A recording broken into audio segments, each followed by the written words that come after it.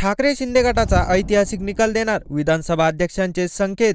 शिवसेना आमदार अपात्रता प्रकरणावर आता 10 जानेवारी 2024 ला निकाल जाहीर होणार आहे। सुप्रीम कोर्टाने विधानसभा अध्यक्ष राहुल नार्वेकर यांना 31 डिसेंबर 2023 पर्यंत या प्रकरणावर निकाल जाहीर करण्याची मुदत दिली होती। त्यानुसार विधानसभा अध्यक्षांनी या प्रकरणी सुनावणी घेतली। दोन्ही गटाच्या बाजूने युक्तिवाद करण्यात आला। विधानसभा अध्यक्षांनी दोन्ही गटांचा युक्तिवाद ऐकून घेतला, दोन्ही पक्षांची बाजू समजून घेतली, तसेच दोन्ही पक्षांच्या आमदारांची उलट साक्ष देखील नोंदवण्यात आली। त्यानंतर आता सुनावणी अंतिम टप्प्यावर आले। असं असताना विधानसभा अध्यक्षांनी सुप्रीम कोर्टात धाव घेतला। त्यांनी या प्रकरणावर निकाल जाहीर करण्यासाठी 3 आठवड्यांची मुदत मागितली। सुप्रीम कोर्टाने 3 आठवडे न देता 10 दिवसांची मुदतवाढ दिली आहे।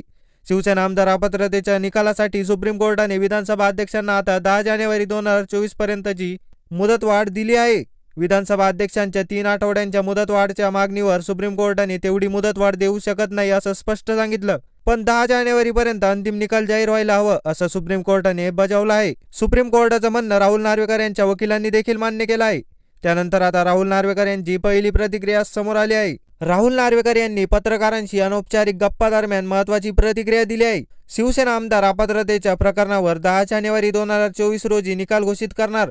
आमदार अपात्रतेबाबत ऐतिहासिक निकाल देणार।